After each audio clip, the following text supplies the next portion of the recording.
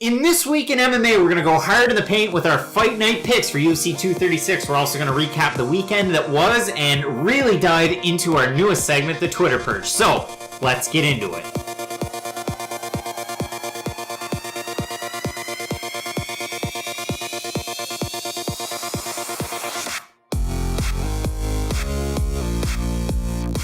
Brought to you by Spretzbox. Head on over to the website spretzbox.com. All you have to do, click to get started. You can either order one of their boxes that has over $100 in value, or maybe you're interested in a single item, like these great socks. So click on them, add them to your cart, head on over to the checkout, and then all you have to do is enter in the promo code FNP as follows here. You'll save 10% off your first box or your complete first order. That's spretzbox.com. Fight Night Picks is brought to you by Strikeforce Energy. Head on over to the website strikeforceenergy.com if you enjoy the flavor of freedom. The company's veteran owned and everything's made in America. They've got great apparel. You can turn any 16.9 ounce beverage into an energy drink. There's no sugar, no calories, no stirring or no shaking required. They also have a line of different products as well as Strikeforce coffee. So if I head into my cart, I've got a 4-count sample pack. I've got a 20-ounce coffee mug. And if I head into that checkout, use the promo code FNP, click to apply, and you're going to save 20% off any order. That's FNP at strikeforceenergy.com. All right, so first thing with the show, and basically what we're going to do and what we're going to do from now on, we're going to do a recap of the weekend that was. We're going to preview the week that's coming up. We're going into the Twitter Purge, and then we're going to give our highlights and lowlights. So that's going to be basically the structure for the shows. Moving forward, if we have fighter interviews, if we have other journalists on, we'll pepper those in there. But this week, it's just Matt and I. We've got UFC 236 coming up this weekend. I'm going to be flying to beautiful Regina, Saskatchewan, Canada. It's not Canada. very beautiful. I lived there for a while. Yeah, it's not. But I'm going there Saturday. I don't fly in until 11 p.m., so I'm going to miss quite a bit of the fights. But nonetheless, we're going to preview them. So if we start from the start, if we head back to last weekend, Matt, there wasn't a whole lot in combat sports. Nothing at all, really. I threw out the question on Twitter to see what people thought I should focus in on. Majority voted for BKFC. A lot of people told me WrestleMania. I had no stock in WrestleMania, which was on Sunday night. So rather than that, I ended up watching some baseball. But I saw a grown man refer to himself as the Doctor of Thugonomics during WrestleMania, and I turned it off right after. Yeah, and I get that. So you had BKFC 5. It was probably the biggest combat sports card of the weekend. No really big boxing cards either. I'm not a big, huge boxing guy either. But if you look at BKFC 5, you had kind of well-known names in Isaac Valley Flag. You had Reginald Barnett Jr. taking on Rusty Crowder. That was a good fight. Biggest fight of the weekend, or biggest fight of this card for me, was Sam Shoemaker taking on Chase Sherman. Reason being, Sam Shoemaker is one of those homegrown type of talents for bare knuckle. And listen, there were a lot of people that basically hated on bare knuckle over the weekend. On Twitter, they said it's barbaric. They said there's no place in combat sports for this. But if you go back 10 or 15 years ago when MMA was just starting to kind of go on an uptick, a lot of people said the same things about that. And bare knuckle boxing's been around for way longer than that. You can go back into the Stone Ages, really. People just bare knuckle. Okay, but you can say the same thing with that with MMA. That doesn't count. Regardless, as far as this is concerned, Shoemaker's homegrown talent. He's had 4 fights with BKFC. He was taking on Chase Sherman, UFC vet, on an uptick of his own with Island Fights, and it ended up in a split draw. Super, super rare result. It was a really good fight, and something that I was looking forward to. He also had Christine Freya taking on Britain Hart. It was a good fight for Freya. She was able to get the TKO in the second round. Britain Hart's a 1-2 professional boxer with an 0-2 bare knuckle fighting record, so you take that for what it's worth. Christine Freya had a decent MMA career. She fought quite a bit there. Knocked out Rachel Ostovich. Yeah, had a good career in Invicta. Then you had Chris Lieben taking on Justin Baseman. Justin Baseman lost 12 fights in a row. I thought it was ridiculous that this fight came about. It was a 25-second knockout for Chris Lieben, who's looked good against Phil Baroni and WBKFF back in the summer. Poor Phil tried to wrestle him. This fight against Baseman, at least Chris Lieben's getting paid in this one. And then you had Harris Stevenson taking on Caleb Harris, which was thrown in there because your co-main event was the Lieben fight. They threw this one in there as a swing contest. Listen, I get it. In boxing, sometimes there's swing contests. This was stupid. Yeah. It was a boring fight. It was a split decision win in a 5-rounder. I'll tell you what wasn't boring, though. The main event. Main event was a possible... I know it's bare knuckle, but it was probably a bare knuckle fight of the year. Oh, yeah, probably. Artem Lobov, Jason Knight put it all on the line. Artem won a 5-round decision. It was so much fun. Knight dropped Artem early. Like in the first 10 seconds. They had each other rocked. They were a little lenient on the knockdowns. There were quite a few. I know they called some slips, but great fight overall. Both guys win in this situation. I don't think they do. I think Jason Knight's lost 4 MMA fights in a row, and he just lost to Artem Lobov, who doesn't have a lot of respect among Super, super popular, and this also sets up... This is kind of best case scenario for BKFC. It sets them up well as far as media is concerned. They signed Paulie Malignaggi. He's definitely going to be fighting Artem Lobov. Rumor is June 22nd. I saw it's that official. It's not a rumor. It was thrown out there by Boxing Kingdom. I know yesterday, Monday. The people who said that Manny Pacquiao was going to fight Conor different McGregor? account, Matter. but still. So Artem Lobov is going to be taking on Paulie Malignaggi. A lot of people looking forward to that. Can't wait. And that was basically your weekend in combat sports. So now, if we move ahead and have a look at what we can expect this week. There we go. And I've got it up next to me. You got the matchup stats. The first fight with UFC 236. A reminder, you have one championship, Roots of Honor, taking place on Friday. It is a good card because at the top you have Martin Wynn taking on just a legend in the sport. And you go down to your co-main event, Yosuke Saruta taking on Joshua Pasio. That's for the 125 belt. Of course, if you're thinking, well, 125 flyweight, no dice because you get Demetrius Johnson at flyweight, which is really 135. Going to be fighting in that finale for their flyweight Grand Prix. So looking forward to that one. I mean, some other names that you might recognize, Luis Santos, kind of a name at 65, 11, and 1, taking on James Nakashima. Don't sleep on that one. Nakashima 10-0. Other than that, it's a fairly good card. It's not one that I'm going to wake up overly early for, but Martin Wynn is a good crossover star. He's held different belts at different points in his career. He's gone from 135, 145, 155. Yep. So he's been all over the place. This one's for the 155-pound belt. You also have Combate 34 taking place on Friday night, one to look forward to, as well as EFC Worldwide 78 coming at you from Cape Town. And in the main event there, you've got JP Buys taking on Luthando Biko. You also have Jake Hadley taking on Naximulo Zulu at 11-2. So 2 title fights there. Something to look forward to. However, biggest card of the weekend, UFC 236. Matt and I are really looking forward to it. Fired up. Apparently, Brandon Davis is going to be fighting a guy in his pro debut. UFC really needs to update their website, but in this one, it's a lot of fun because Costa, so far in his amateur career, 3-0, all finishes. In his pro career, he's 4-0, all of them finishes. If you go over on Tapology, you can check that record out. As far as Brandon Davis is concerned, what can you tell me about Brandon Davis? He's got a salty record. He has had some decent performances in the UFC. And I hate to... entry level or low level UFC fighter is kind of the best way to say it. I know he fought Zabit. He looked good in the first round against him. Got submitted by that solo stretch. We haven't seen him since. But he's definitely fought better competition. It's just he hasn't beat or been very competitive with that better competition.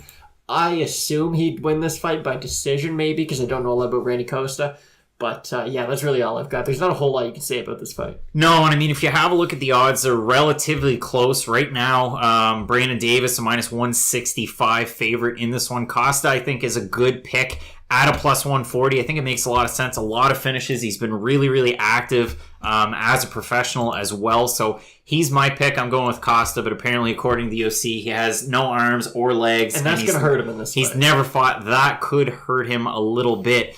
In our next fight, you've got Lauren Mueller taking on Poliana Botelho. Lauren Mueller at 6-1. She's looked great at 125. No, she hasn't. I think she's somebody at 125 that could make a move just because the division's kind of stacked up a little bit more recently. But I think she slots in as maybe a 10 to 15 type of fighter. I could not disagree more. If you watch the first 2 fights in the UFC, she fought Shayna Dobson, and she definitely lost that fight, but they gave her the split decision. And then in her last fight, I can't remember exactly who it was against, but she did lose. She is slow on the feet. She doesn't have very good wrestling. Her jiu-jitsu is non-existent. It feels like she's getting a push by the UFC just because she was on Tuesday Night Contenders, and that she was kind of one of the mainstays of that show, I guess. But yeah, she's going to lose this fight. Lauren Mueller she's pushed a lot, but she's not a very good fighter. Yeah, I mean, if you look at that last loss to Wu Yan Nan, And then if you have a look at Botelho, she lost her last fight to Cynthia Calvillo. That's understandable. Before that, wins over Pearl Gonzalez and Siri Kondo. And we've seen Kondo kind of get a little bit better as 2018 rolled around. So, but I mean, she knocked her out with a body kick, and it was actually really nice. It was really nice. If you have a look at the odds, Mueller plus 150, somewhere around there. Botelho at a minus 175. And Matt, I think you talked me out of it.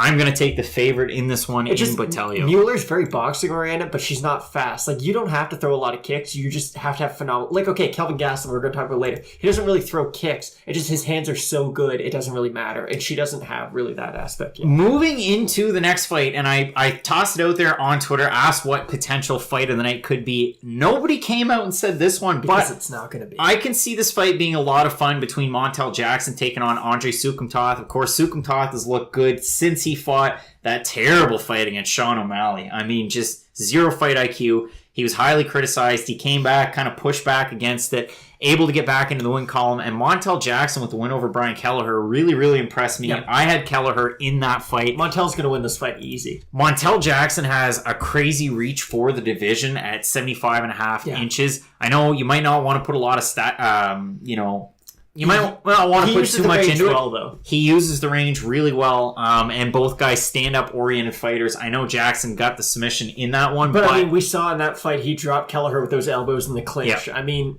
Montel Jackson's going to win this without much resistance, I think. I don't think this will be a fight of the night. I think it's more performance of the night material than anything. It's a lot of fun, and it's an interesting one if you're a gambler, because Montel Jackson's a minus 500 right now, and you can get Andre Sukumtoth at anywhere from a plus 415 to a plus 350. It's if you're into the gambling, which I am. And it's juicy.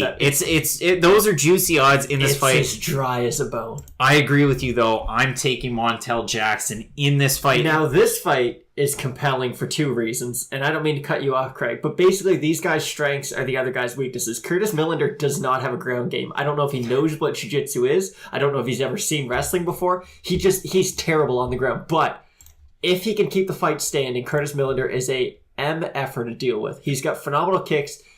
His striking's really good. He doesn't have ridiculous power, but he can definitely set people up and kind of set traps to get knockouts. We saw that in the Thiago Alves fight. Curtis Millander's shown on the feet kind of like these spots of brilliance. But again, his wrestling is non-existent. He has no ground game. We saw that with Eliseo Zaleski dos Santos, who is a good grappler, but he's definitely stand-up oriented. I mean, he rocked Millander with a left hook, hit him with a clean body kick, took him down and choked him out, and it was one of the easier fights of his career. Bilal Muhammad, on the other hand, his striking's okay. It's not great by any means, but he's a really good wrestler. He's a grinder, too. He's kind of like a small Corey Anderson, it reminds me of. He's not going to get a lot of finishes. He's not going to wow you with a lot of his style, but he's just a grinder. He's got phenomenal cardio. He's got really good wrestling, and he uses those to his advantage. And the good thing with Bilal Muhammad, kind of a neat stat, the fact that he fought in June of last year, got a win over Chance Rencounter, fasting during Ramadan throughout his training camp. So insane stat there. At that point, that capped a 4-fight win streak. Wins over Rude Boy, Randy Brown, the Canadian Jordan Meehan, Tim Means, and then Rencounter losing to the Hands of Steel, Jeff Neal, which worries me because, like you said, Jeff Neal is a real stand-up oriented type of fighter. Kind of the same thing with Millander. And when Millander came into the UFC, I was super, super high on him. You looked at all the wins that he had in LFA. Comes in with that great finish win over Thiago Alves. Then it's a win over Max Griffin, who has great boxing. A win over Siar Bahadurzada, which wasn't actually much of a fun fight because Bahadurzada kind of faded, which I was surprised. Millander's the type of guy, big frame at 170. You have to kind of worry about cardio, especially with a guy like Bilal Muhammad, who doesn't seem to really tire too much and has great wrestling. But like you said, to your point, that rear naked choke lost to Zaleski dos Santos, and he's good all over the place. Exactly. And he's finally getting the recognition he deserves with his ranking. But yeah, this for me is a tough fight to pick. If you look at the odds, they're pretty damn close. Millander's a slight underdog at like a plus 105, around 100. Muhammad is somewhere around minus 135, minus 130. I'm taking Muhammad. I would take Muhammad as well. We saw Muhammad can get hurt on the feet. I mean, Jeff Neal dropped him a couple times. Vicente Luque knocked him out. The difference is Luque has a ground game. So he can defend against what Bilal's good at. Jeff Neal has good takedown defense, so he can use to keep up to his feet. If Millander doesn't knock him out in the first minute, maybe, Bilal's just going to take him down and kind of grind on him for 3 rounds. It won't be the most exciting fight in the world, but it's definitely going to be a good fight for Bilal Muhammad, I think. If you're betting, those are good odds for him, too. Yeah, exactly. And as we move along into the prelims, you got Boston Solomon making his UFC debut. He's been gone for a long time. Got to win on the Contender Series, and we haven't seen him. Taking on Khalid Taha, a guy with Team UFD. Huge gym.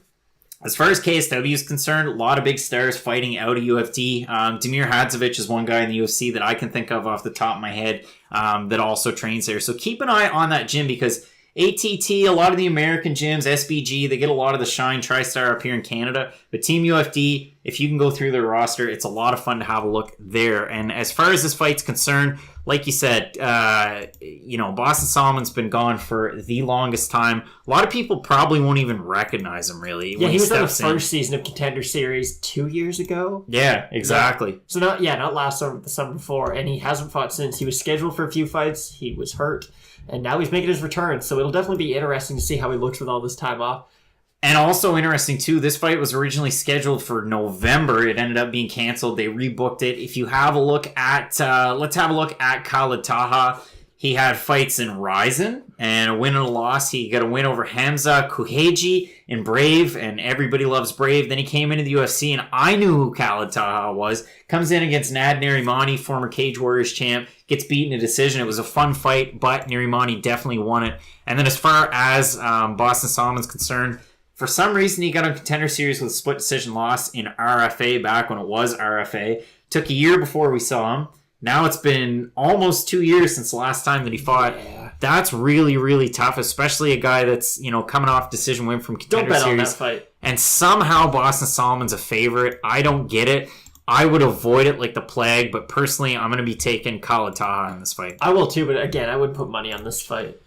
Now, when we move into the next fight, this is the one that personally, when I threw out that tweet, I had the main and the co-main as possible fight of the nights, and then this one in my head, old Craig was doing you dirty, and I threw this one out and said this could be a fight of the night. Reason being, Max Payne Griffin, his damn record lately isn't great, but his boxing is really great. Mm-hmm. He's a fun fighter to watch, and Zelim Imadiev is a great fighter to watch. You look at his record, he's only 24 years old. All of his wins are knockout wins at 8-0, coming in, making his UFC debut. And it's a big guy to take on in your UFC debut. Max Griffin in his last fight, we were talking about it before the show, fought back in February. It was a split decision loss to Thiago Alves. A lot of people, myself included, thought that he beat Alves in that fight. It was a great fight. And then if you look through his UFC record, losses to Colby Covington, Eliseu Zaleski dos Santos, and Curtis Millander, and then the Alves one. So really good competition, top guys to lose to realistically. And Zelim Imadiev, I mean, this is a tough fight coming in. He's a Fight Nights Global type of guy.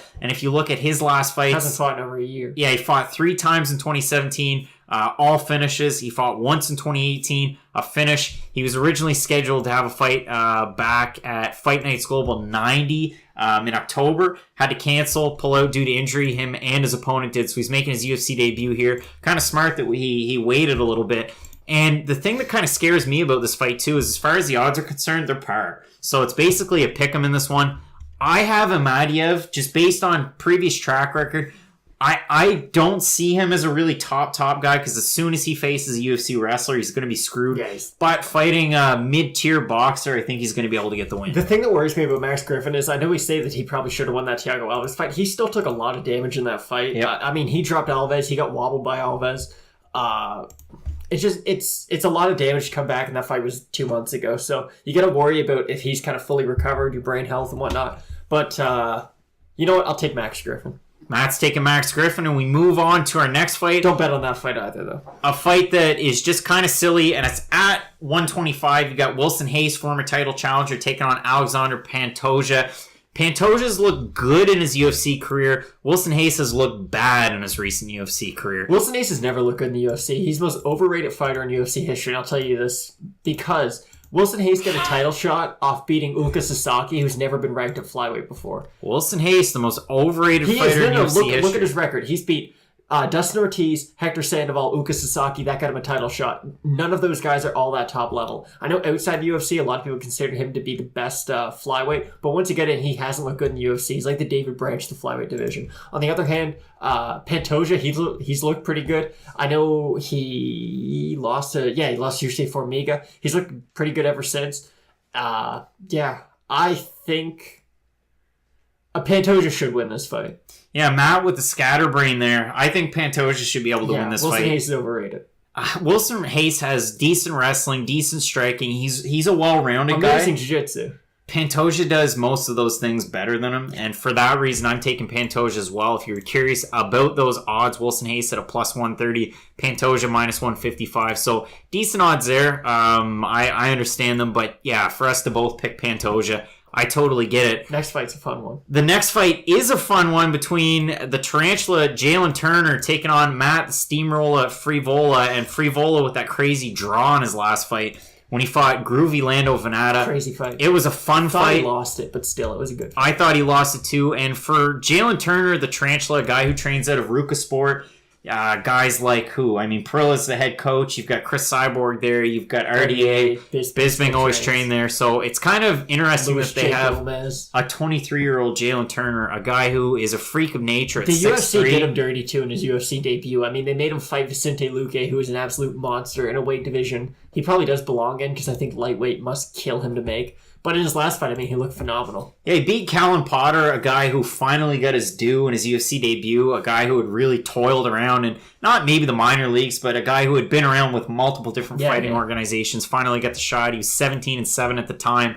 And as far as Matt Freevola is concerned, we know he's a good wrestler. Didn't really get to show that off in his last fight. He's got good striking, too. He does have half-decent striking. And if we have a look down through his record just quickly, I mean, 6-1-1. You look at the fights before his UFC debut against Polo Reyes, and then, of course, he had the Venata fight. So it was a knockout loss in a minute against Polo Reyes. Wins over Jose Flores, Raush Manafino, and then he had a whole bunch of canceled fights at one point in 2015, including one with Mike Perry. Weird name to Platinum Mike Perry. And he's a guy, of course, it says that he trains out of Gracie, Tampa South.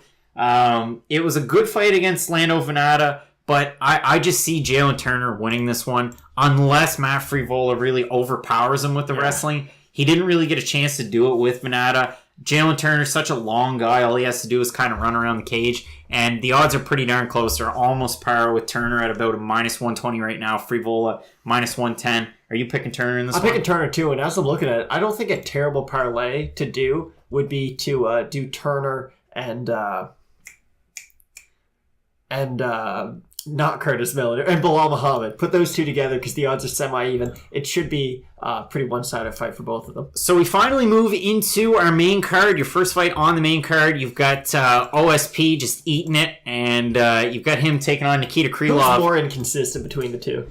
So Matt and I have talked about this fight for like weeks, and it's interesting because I love to watch OSP fight. I also love to watch Nikita Krylov fight. You also never know how good either guy's going to be because they either look like a world champion or the worst fighter you've ever seen. Yeah, Nikita Krylov was a guy when he was fighting over in Fight Nights Global. I was just hoping that he would come back to the UFC. Looked great when he came back. Hoping and praying and wishing and wanting, and he didn't. No, Jan Blachowicz beat the brakes off him. Finally, he came back, fights Jan Blachowicz, and has a terrible, terrible fight. He didn't look good. Like mollywop. Fight went to the ground, which is one of his strengths, and then it just looked like he had no idea what he was doing. OSP, super inconsistent, a lot of big wins. He seems to get rocked, and as soon as he gets rocked, he gets dropped. And then when he gets dropped, he gets in a bad position. And all of a sudden, he flips the switch, gets out of the bad position, and throws up a straight arm lock against Tyson Pedro. Or he just gets dropped and then knocked out. Or submitted. We've seen that happen many times, too. Exactly. So OSP, super, super inconsistent. It's really tough to bet. As far as the odds are concerned in this one, Krylov, you know what? It's basically a pick. Yeah, I take OSP in this fight, and I say this for this reason. Nikita Krylov's slow. He's a fast starter, but in a weird way. He's a fast starter, but he needs to connect with something, and then he starts to get going. But for the first, minute and a half, he's very tentative, I guess. OSP, if he can just hammer those kicks in there, OSP is a really powerful athlete. His body kicks are probably Phenomenal. one of his number one attributes. That and his BJJ, those two. Well, but his BJJ is very inconsistent too. It's not like he's a guy who, he's like Damian Maia or like Brian Ortega. He needs top position to really use his jiu-jitsu effectively. I would say OSP by TKO in this fight. I think he's going to be able to land with his big body kicks. Nikita Krylov also works good at kicking range. I just don't think he has the speed that OSP does. So I think OSP is going to win either by decision or stoppage in like the third round. Krylov doesn't have cardio. Interesting to note, too, the wins that Krylov had, and he left the UFC to pursue other opportunities. I know it was on a loss, but he left pretty much on his own volition. Fought some nobodies. So he fought, some nobodies. He also fought Emmanuel Newton, who's 93 late in his career, and Fabio Maldonado. So really, those wins don't mean a whole hell of a lot. Comes back, fights ranked Jan Blachowicz. He was ranked before he left. But, it's a battle of the two really inconsistent fighters, and I'm going to pick OSP as well, but if you're a gambler, do not bet on that one. The next one, Matt thinks it could be a possible fight of the night. I mean, Dwight Grant is a guy that had one of the worst fights I've ever seen ever against And then almost Otto. murdered a man in his last fight. And then looked great in his last fight. And Al Jouban, a guy who speaks incredibly well in his podcast with Karen Bryant, and he's a half-decent fighter, too, at 16-6. Oh, half-decent, yeah, he's okay. He's fun to watch. So if we have a look at Alan Jouban's record, like I said, 16-6, not necessarily inconsistent lately because he had losses to Gunnar Nelson and Nico Price, two really, really good fighters. Gets a win over Ben Saunders back early last year. We haven't seen him since. Dwight Grant got a win in his last fight. It's crazy that he's 34 because he looks like he's 24. But got a great win against Carlo Pietersoli where he threw up, a last-second punch? No, yeah, Pietersoli went for a head kick, and when his head was, down here and his foot was over, Grant, ducked and threw an overhead. Hit Pietersoli's mouth guard out of his mouth, and then just hit him in the last... I thought it was the end of the round, but it was not. He stopped it, though, because he blasted him with that punch. Dwight Grant's a guy that his wrestling's good, his striking's good, and also if you have a look at... His wrestling's not great, though. If you have a look at those metrics, he typically has a reach advantage. He's got a 3-inch leg reach advantage. He's got almost about 4.5 inches of reach on him, and, Dwight Grant has looked great, except for that Zach Otto fight, which could have gone either way, except for the fans' way. Don't go back and watch it. I'm taking Dwight Grant in this one. We haven't seen Alan Jouban in a really long time. He's coming off a win over Ben Saunders, which means nothing to me. Ben's got a chin of Grant. It means nothing to me. I think Alan Jouban wins this fight. I think he's going to win by TKO in the second. And it's worth noting Matt's a really big Alan Jouban guy. I'm not. I just think I was going with Dwight Grant for a lot of it, but thinking back to the Zach Otto fight, Dwight Grant does slow down later on. He can't keep a crazy high pace either, and he does have good power, but the only people who bother Jouban are people with murderous power, and I just don't think he has it. So if we take a look at the next fight on the card, you've got Eric Anders taking on Khalil Roundtree. Anders' real big 205 debut, if you want to call it that. Of course, he had the fight against... Fact, did you know he once played for the Alabama Crimson Tide? I never did. Oh, the UFC shows too many of those promos. Either way, Eric Anders at one point, he was a long-time middleweight. He had that fight against Thiago Santos on short notice in Brazil, main event. Good to get a main event, but yeah, tough fight. And then after that, he fought Elias Theodorou to a split decision loss at UFC 231 back in December. So trying to get back on the horse against the Warhorse in Khalil Roundtree, who's a guy that's incredibly inconsistent. A lot of inconsistent fighters on this card, but he's a guy that came into the UFC from season 23, The Ultimate Fighter, wins over Daniel Jolly, Paul Craig, and then he had a no contest, Michael Olex. The guy who beat Olachechuk. I had to remember that. I had the note on this table, if only a couple days ago. I just threw it out. And he lost that fight. Then he came back, fought Gokhan Saki. Everybody picked Gokhan Saki to win until Gokhan Saki's not an MMA fighter anymore and lost that fight.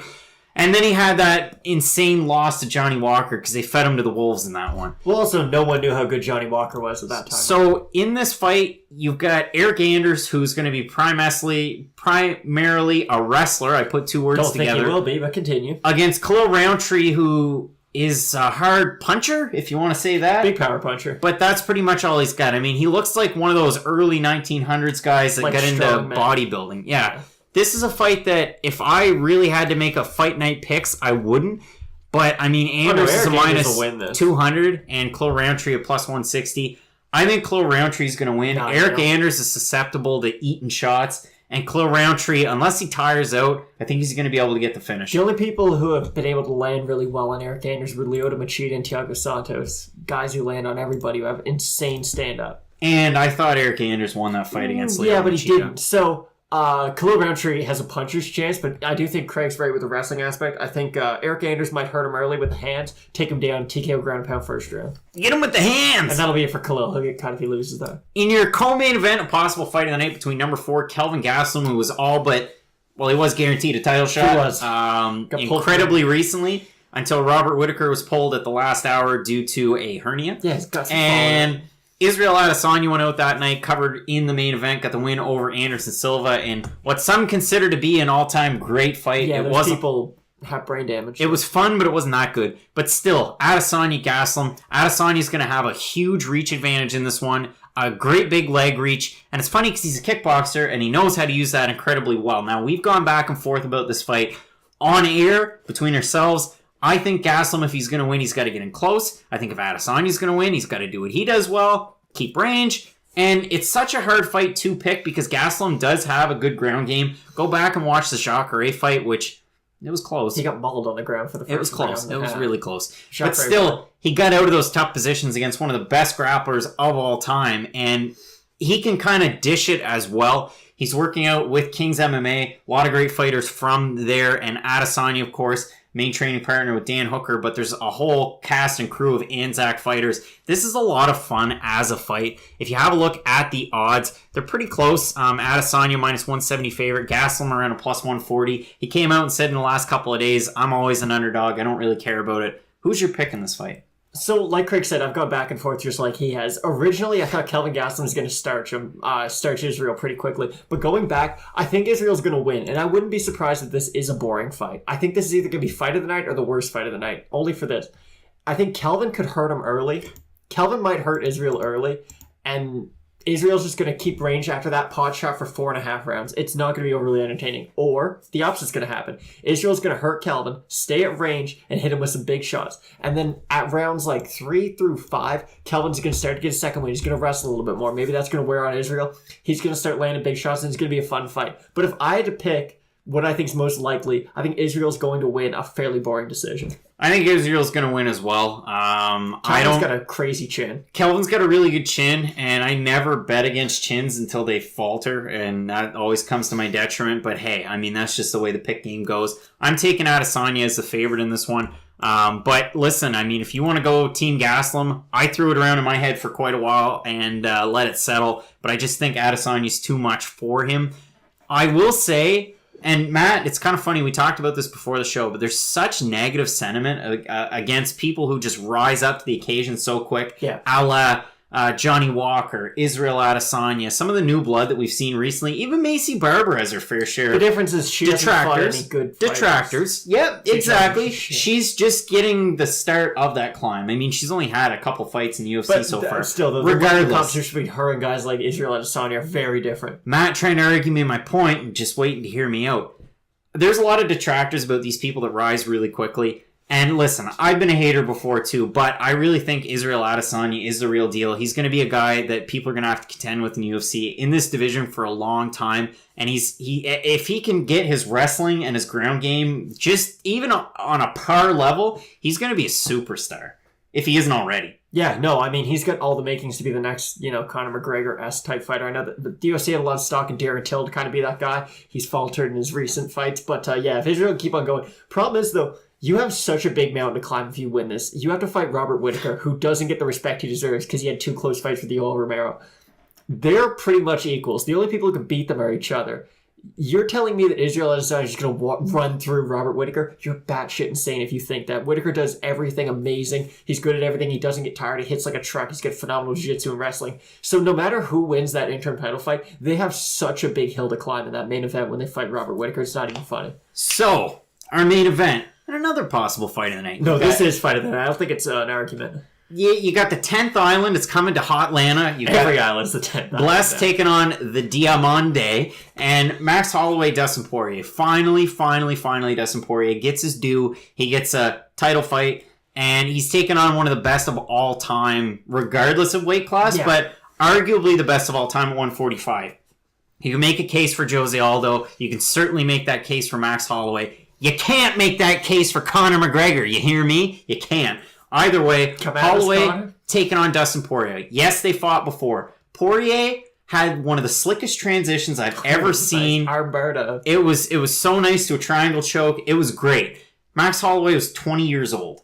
Fast forward to today. Max Holloway, well-rounded everywhere. The fight I want to see is Max Holloway, Tony Ferguson, because it's like carbon copies of each other fighting. But still, Dustin Poirier, great ground game, awesome power, and we've seen him just gain on his stand-up since he's been at 155. And in these really high-pressure, high-profile fights that he's had, he's really shown that ability. He's huge, too. He's huge. You look at the fight against Pettis, and he looked great. Obviously, rib injury ended that one. They're showing it in the highlight reels, but pretty much it was his knee on his rib, and it cracked. Still, though, it was a good fight. Yeah. The fights against Eddie Alvarez, he looked really good. And Max Holloway, what can I say? I mean, go back and watch Brian Ortega. That was a fight of the year type fight. It was so good. Holloway and Poirier, it's a great one. Holloway's a fairly big favorite. He's a little bit more than a 2-1 in this one.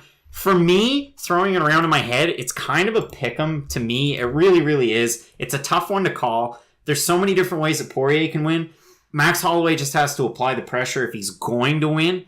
I don't think Holloway's going to get a finish in this one. If he's going to win, it's going to be a decision. And if it's a decision, it's going to be one of those just giving it to him, power type of decision wins where it's overwhelming. If Poirier's going to win, it's got to be another finish. I don't know if he's going to be able to get the knockout. We're going to have to wait till later on this week to see what Max looks like. You always have questions about the weight cut. He is going to be cutting weight for this one. Even though he's moving up, he's going to be cutting a significant amount of weight. But he has said that he's gained a lot more muscle and mass, which is a great thing if you're a Holloway fan, because that's going to add to the power of that double jab and everything else that he throws at you. So, Matt, what's your pick in this one? These are my two favorite fighters of all time.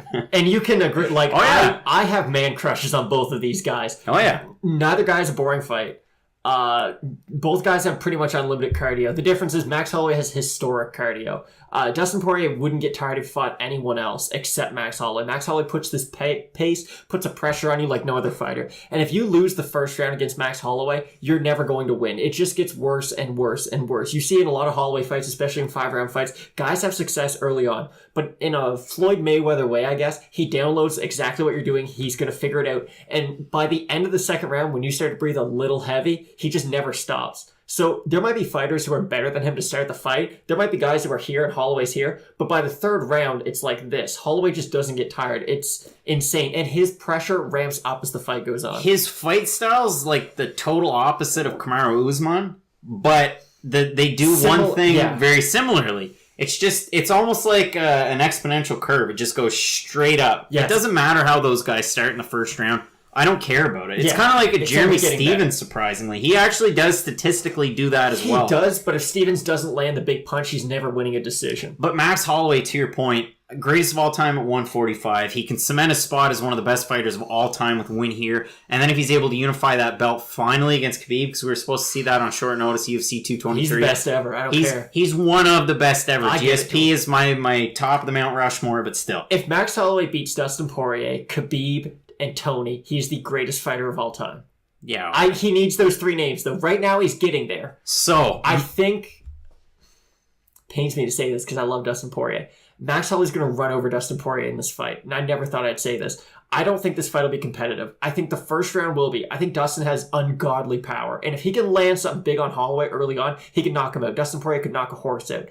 The difference is Max Holloway's never out of position. He's never in a place to really get hit clean. He gets hit, don't get me wrong, he'll brawl with you, but he only does that when he knows that he can't get hurt by you. So when your cardio starts to fade, when you're breathing heavy, that's when he'll kind of put it on you. The only problem is, and we saw in the Justin Gaethje fight, Justin Gaethje wears on people. And it's, he can knock you out with one punch. We saw that in his last two fights. But it's, I'm going to kick your leg. I'm going to hurt your body. I'm going to hurt your head. Dustin Poirier somehow fought 15 minutes with Justin Gaethje, checked a leg kick, and knocked him out with one punch. So Poirier, again, he can knock anyone out at any point of the fight. It's just Max Holloway has one of the best chins we've ever seen, the best cardio I've ever seen, the best output I've ever seen, the best striking defense I've ever seen. He does everything almost perfect. If Max Holloway can starch Dustin Poirier, I would have him as the favorite against Khabib Nurmagomedov. My final pick, Dustin Poirier, third round TKO. Matt just gave you all that info about Max Holloway just to say, hey, I'm picking Dustin Poirier. I'm taking Max Holloway. I just said Max Holloway by third round TKO. I think you just said Dustin Poirier. No, I didn't. I'm 100% sure. I said Max Holloway, third round TKO. We'll have to run back the tape. And that pains me to say. Either way, I'm taking Holloway. I think it's going to be a 5-round decision. Dustin Poirier could take him down and strangle him, though. Like, this fight's so close, it's not even funny. Complete uptick, I think, in performance. That's why Holloway is going to win this one. And before we move on to our newest and most favorite segment, I have to give a shout out to Tommy Toehold. You were talking about Justin Gaethje. He called him a human weeble wobble. I laughed so hard. So thank you for that. And now let's get into the Twitter purge. It's time for the Twitter purge. All right, so welcome to the newest segment of the show. We're having a lot of fun with it. We've got a new graphic and a new intro. And as far as the Twitter purge is concerned, we're just kind of taking a look back at things that have happened recently, fights that have been announced, all sorts of great stuff. And we started the show with a recap of the weekend, BKFC 5. So I ordered it. It was $29.99 up here. I enjoyed it. I had fun. I covered, when I had the Dialogue radio show throughout the summer into the winter, we did Bare Knuckle miniseries. We had Christina Marks, Tony Lopez, Jeff Houston, who you would have seen on the weekend. It was a lot of fun, and I got really into the sport. So, with that being said, obviously WBKFF really screwed everyone over, didn't pay anyone. BKFC has shown that they're a legitimate organization. Have they? Because when you're owner and seat president, whatever. Matt, so... From this past weekend, production value was there. We had the stare down between Paulie Malignaggi and Artem Lobov, which was just kind of setting things up, I guess. They got people interested, and I saw a lot more interest in this card than I've seen since their very first card. So they did a good job promoting it. As far as the venue was concerned, small place, a lot of people there. You look at who they had on the team, Antonio Tarver. If you're not a boxing fan, maybe you're a movie fan. He was in Rocky. Balboa, so that's kind of where people know him from. Chris Lytle was an analyst. You also had Sean Wheelock, who does a great job with all sorts of different organizations. So, in one of those fights, and I had mentioned earlier, the Barnett fight, he wins a decision, and due to the fact that his opponent, listen, it wasn't a great fight. It was kind of a boring fight, but at least it was competitive. Dave Feldman hops into the cage. He's a president of Bare Knuckle FC, and says that we want action, we demand action from the fighters, and said he's going to take 50% of opponent Rusty Crowder's purse because he didn't fight. First of all, that's illegal. You can't do that if it's in your contract. Second, or just keep on going, Chris. Which Bare Knuckle FC came out and said after the fact. No money was taken from the opponent. I will say, after the fight, between fights, they went backstage talking to Reggie Burnett, and they said, how do you feel that you got 50% of the purse? I thought Reggie's going to say, hey, I'm going to give it back, just like Artem Lobov and Michael Johnson. Hey, you missed weight? I'll give it back. Reggie said, no, that's great. I get 50% of his money. That's awesome. I get more money. Yeah, 50% of $150 isn't much, Craig. They're not paying these guys millions. They backtracked on it, which made them look even worse. And realistically, I mean, BKFC was a good event, but I know a lot of fans and a lot of people out there. I asked the question on Twitter. It's Divided Combat Sports fans. Do you like it, or is it too much? 50% exactly at a 107 said that they love it. 13 say they hate it. And 37 say they couldn't care less. Matt, what did you think of the event? You didn't watch it, I know. No. I did see some highlights, and I did watch the Lobov night fight. Some aspects were really entertaining. I understand, and I know that you brought up that people kind of talked about this way negatively about MMA 10 or 15 years ago. The difference was, and is, MMA still had very skilled guys in it 10 and 15 years ago. And maybe BKFC will eventually get more money to pay these guys. They have more well-rounded athletes. They have higher level athletes. But right now, they've got washed-up MMA fighters, retired MMA fighters, guys who got cut from UFC, Bellator. They just don't have that good a competition right now. I could not care less about Bare Knuckle, and the problem is, I know like Joe Rogan and Eddie Bravo have been going on forever about how fighting without gloves is safer. Also, if you screw your hands up in a sport that you're only allowed to use your hands, your career is over. These guys don't have any protection on their hands. The problem with it is, and we covered this at length in the Dialogue miniseries, you have to be smart about where you're going to punch. So you have to throw a lot more body shots. You can't throw a bare fist into somebody's forehead and not expect your hand to break. Yeah, you've got about 5 full power punches. Your hands aren't designed to punch like that. No. They really aren't. So you gotta fight smart, and you see these schlubs that just come out of nowhere. They go into this and they're just brawling. Yes. I mean, they just go into it with zero bare knuckle boxing experience. Maybe they took some boxing classes. Zero boxing experience. Maybe they've got some MMA experience, but there's some people on these cards that it just doesn't make any sense why they're on these cards. I will say, and I said from the outset, Sam Shoemaker is one of those good stories, a bare knuckle guy. Bobby Riz, if you go through and look at his career, he's one of those original bare-knuckle boxers. There are some They're out called there. bar fighters, Craig. And they're starting to gain more. Christine Ferreira really could be a star of it. We've seen Beck Rawlings come into this. And we've seen Beck Rawlings come into this and kind of make her mark and reinvent her career, reinvigorate her career. But there's a lot of fighters that just should not be doing this. And Matt made a great point of saying with the hands, this is a sport where you need to use your hands. Think if we went back 25 years and Floyd Mayweather learned how to do this. Floyd Mayweather's career would have lasted a year because he breaks his damn hands all the damn time. That's the problem. So fighters have to be smarter. There were some fighters in this that threw body shots, but realistically, there weren't a whole lot of it. And let's move on to another boxing topic, Matt. There you go. So, Floyd Mayweather signed with Rizin at the tail end of last year, had an exhibition baloney fight against Tenshin Nasukawa. It was real, bro. It was announced by the president of Rizin that they had signed Manny Pacquiao to some sort of deal. It hasn't been really released yet if it's just going to be a promotional contract, if he's going to fight Tenshin. Poor Tenshin.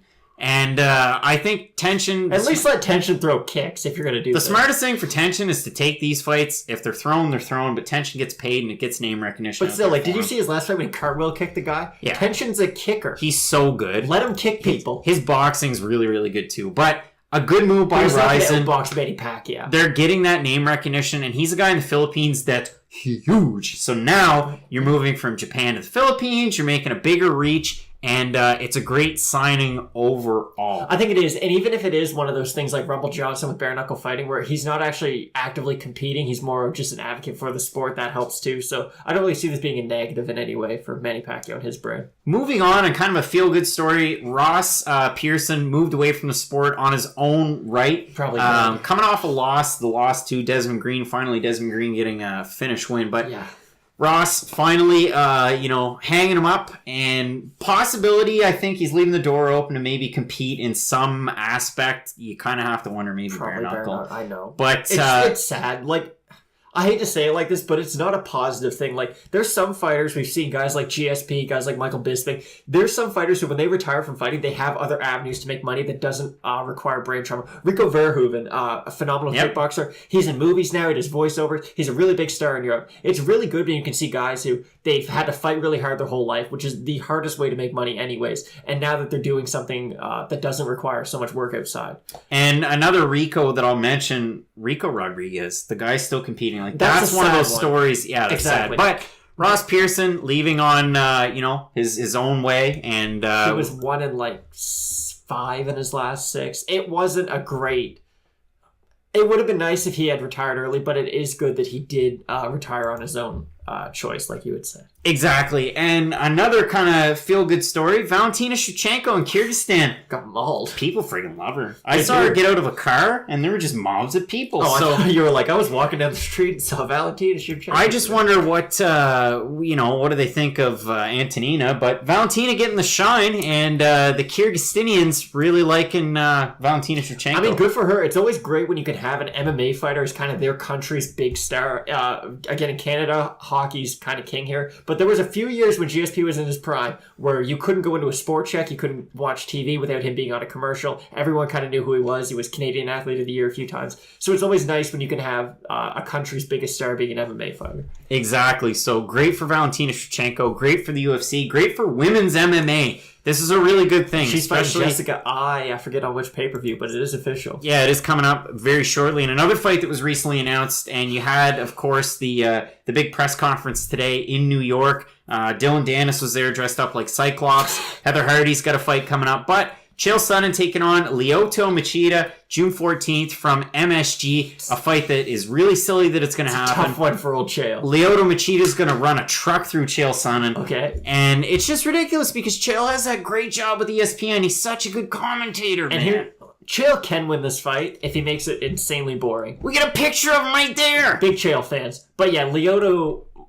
There's two different kinds of MMA veterans. There's ones that have a lot of experience and they're still good, and then there's some that, again, they have different avenues. Why not go for those? Lyoto's still a pretty good fighter, and yeah, like Craig said, Chael's just not that fast on the feet. Machida's lightning. I will say, Lyoto Machida in his last fight against Rafael Carvalho Jr., I had Carvalho winning the fight. I thought it was so silly that Machida lost. He broke his nose in that fight. However, he did look good in that fight. Exactly. He was competitive with the former champion as of like 5 months ago. So yeah, exactly. So a good fight there for Machida. And I mean, I am looking forward to this fight. And another fight that was recently announced, I know Marcel Dorff, giving him credit, as well as Ariel Helwani. I just couldn't find the picture, but Marcel does a great job on Twitter. So be sure to follow him at BigMarcel24. He does great work. And announcing that Michael Chiesa going to be taking on the Nightmare, the Dream, the Lionheart. what, he's got many nicknames. Diego Sanchez. And Diego Sanchez, man, like, Not a terrible fight for Diego Sanchez, just due to the fact that Michael Chiesa... you're not going to get hurt. Exactly. Chiesa has good stand-up. He's not a big power guy by any means.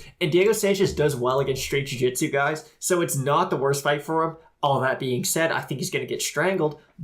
But yeah, not a bad fight. I mean, it is a fun one. Yeah, I mean, it's a half-decent one at 170. Chiesa, if he's able to get a win, might be able to move up a little bit. And then the biggest news, we saved it for last, which you should never do. Too. It just came out, really. So today it was announced that by USADA, and ESPN SportsCenter really broke it down, but USADA suspended TJ Dillashaw for 2 years because he took EPO. And That's a real steroid, guys. You're not aware what EPO is. Yeah, it affects your red blood cells, and it's made for cheating. Some of you guys might have seen the documentary Icarus. It was on Netflix. It's a phenomenal documentary. If you haven't seen it, really go watch it. It's great. It's about doping and cycling. And EPO is one of the big drugs that they cover. Basically, these guys take so much EPO, and it helps their cardio so much, and the red blood cell count goes so high that their blood becomes thick like syrup. It's EPO that the basically the crux of the movie. EPO, some steroids, some testosterone, and then everybody's favorite picograms, Turinabol. But yeah, basically what EPO does is it makes your blood thick with red blood cells. It gives you insane cardio pretty much. And these guys, it's so unhealthy for you. This is how bad of a steroid it is, how many negative effects it can have on your body. These cyclists would wake up in the middle of the night and their blood pressure would be so high and they'd be sweating so bad that they would have to exercise like a maniac just to get some sort of normality back to their blood. Like Craig said, it's a real steroid. This ain't no picograms. This isn't nothing. This is no walk in the park. If you're taking EPO, you mean business. And yeah, it does actually help you too. Like there's medical benefits. I was one of the people that, I'm not saying a fan, but the body of work that Dillashaw put in, it was a lot of fun to watch those fights. Now I question it. Like, man, you cheated. I don't care if it was due to the weight cut to get to 125. Still took EPO. You straight up cheated. You got a 2-year USADA suspension. I'm pretty black and white when it comes to these steroid things or doping scandals, whatever you want to call it. I'm like that. This really tarnishes his whole title reign. Yeah. Even if it was for one fight, why? Very loud right now. Like, why? Well, because you want to do whatever it takes to get to the next level, like professional athletes do. But I mean, how crazy is this basically? TJ, you almost died the day before a fight. You cut so much weight just to get knocked out in 20 seconds and then fail for a steroid and lose 2 years off your career. And TJ's not that young either. I think he's like 34 maybe, 33, 34. 2 years, not saying 36 you're done, but at a lighter weight class like that, those 2 years are tough on you. We're probably going to see Dominic Cruz fight before TJ Dillashaw. The only logical fight I see for TJ, because now weight cutting might become an issue, even with 2 years off. No, he'd still make 135. I think he should move up to 145 and fight a guy that's going to be close to his own age, probably a little bit older, in Ronnie Yaya. So challenge has been extended. Book the fight for 2 years fights from at now. 135 though. I want to see Ronnie Yaya. Yeah, but Ronnie's going to be further off in his career. Book it at 145. TJ gets a win and then moves right up. But I want to see TJ and Ronnie Yaya book that fight. I was on board with the whole black and white USADA stuff, but now you're just talking nonsense. Nonsense, and that's the end of the Twitter purge. All right, so now it's time for everybody's favorite part, the end of the show. No, we're going to give you our highlights and our lowlights from this week. So if we start with the lowlights, it's really, really difficult for me because there's so many different lowlights. There is. I'm going with Dave Feldman's comments at BKFC 5. I mean, straight up, you can't do that. No. There are super illegal. There are heads of major organizations that say, just preposterous things. Dana White says weird things. Scott Coker will come out and say... They never threatened to take half a guy's money and give it to Scott the other guy. Coker might say some crazy things, whatever. Scott's not even that bad about saying crazy things. Either way, you can't say you're going to take away 50% of somebody's purse.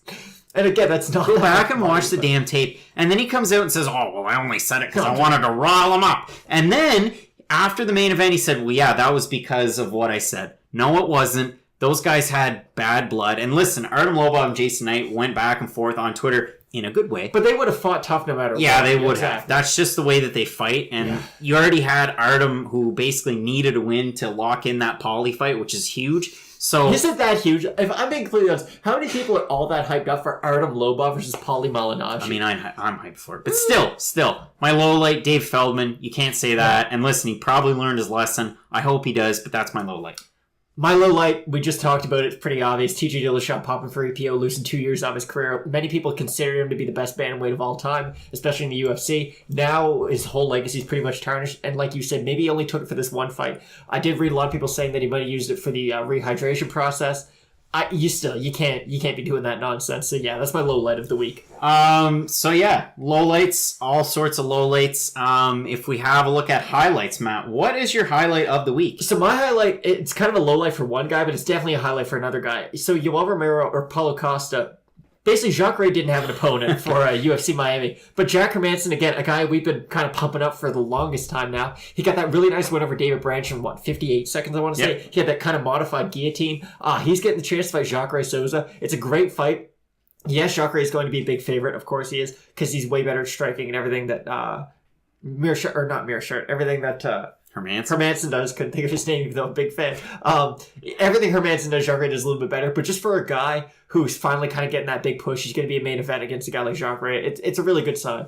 And for me, my highlight of the week, and I'm going to kind of throw a curveball into this one, and it's not because we just had him on the show, but Gary Tonin signing a new fight deal with One Championship. Won't tell anyone what it is, though. Of course, you got One Championship coming up this weekend. Martin Wynn in that main event. Looking forward to that fight. But Gary Tonin, a guy who said to us, you know, if I get a win over Englund, maybe I get a title shot. I think Gary Tonin's really, really close to one at this point, and he's looked great. Like, man, the complete package. I can't sell him enough to you. So that's my highlight, and look forward to more of Gary Tonin. An honorable mention would be, of course, Ross Pearson stepping away, own volition. So congrats to him. Wish him nothing but the best in retirement. Of course, his wife is one of the ring girls you see on occasion with the UFC. But so Ross is the real winner. Great for him, and I mean, just really looking forward to the weekend that is in combat sports. Of course, UFC 236 coming up on Saturday. I'm going to be on a flight from old Toronto to Regina. I'll be tweeting about it, though. Matt's going to be tweeting about my flight, about the fights. But really looking forward to it. We're going to have more episodes of This Week in MMA and different things with Fight Night Picks. Of course, I mentioned it earlier. I'm not going to be able to make it out to NEF coming up in the next couple of weeks. I'm going to fancy old Oklahoma. So looking forward to that trip. But yeah, lots of stuff going on. You can find us fightnightpicks.net for articles, podcast episodes, YouTube episodes, sports companion things, everything. And if you've ever thought of joining Fight Night Picks, not even with merch, if you're interested in writing for the site, the team, doing podcasts, different things, be sure to reach out to me. It's a revolution, guys. You can on there. We're having a lot of fun with these episodes. We're changing things up every time. And hopefully you like those changes. So be sure.